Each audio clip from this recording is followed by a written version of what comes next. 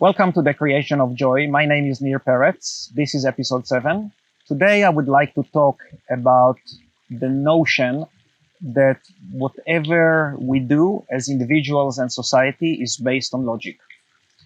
So first of all, we need to understand where the logic comes from, or the perceived logic. So we are actually see logic in our own way, from our own perspective. Our perspective is structured by what we know. So what we learn from history and our personal experience. My personal opinion is that every decision we do is actually made because and by emotion. So even if we interpret to ourselves that logically something is correct, it is because of our desire is a feeling, to reach somewhere or to achieve something. The ultimate proof of the fact that every decision we make is by feeling is because we have a lot of non-logical ideology. And also we have a lot of things that people do that they are so contradicting logic that the only way that we can explain these to ourselves is because of it's driven by emotion.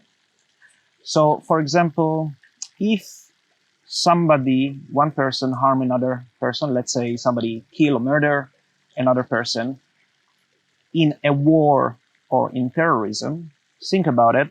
What actually happened is that somebody committed a terrible crime, terrible atrocity on another individual, and he didn't even know that person. Think how crazy and ludicrous it is. It means that this person committed something horrible that he wanted to do, and he felt that it will give him some sort of a positive feeling, because the way he was tuned by his immediate society or people or whatever you want to call it, to go and harm somebody he never even met. So he actually doesn't know this person at all. That alone is a proof that everything we do is driven by emotion. So everything that we give argument to ourselves, it's only to satisfy ourselves or convince ourselves that we are convincing the people around us or the people we want to talk to on its justification. Once we understand that everything we do is driven by emotion, we can then understand how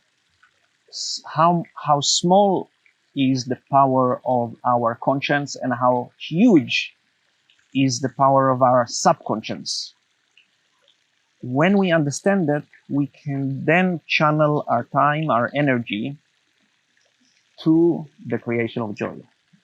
Once we inflict so-called joy on another person, especially a person we don't know, and we see that that person is the recipient of joy from actions that we made, we will immediately get the feel of joy free. Can you imagine that? We don't actually have to spend a lot of money or do a lot. Small deeds can deliver incredible joy, especially when it's not expected, to a third party that you never met. And by just doing that, we get joy. And when that becomes contagious, we change society. So the idea of feeling, the idea that we prevent ourselves from giving that feeling to other people. For example, just saying something, sometime unintentionally, sometime or at least unplanned, to somebody that make them feel bad because you based it either on the pigment on their skin or where they were born, is very harmful. Leave the whole issue of identical ideology and race aside. Think about it.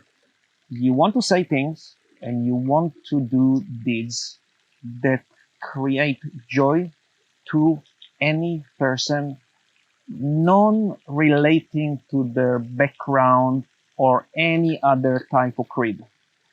That is the key of the creation of joy. And when we slowly go through the following steps and understand it in more depth, we can bring so much pleasure to ourselves by giving pleasure to others.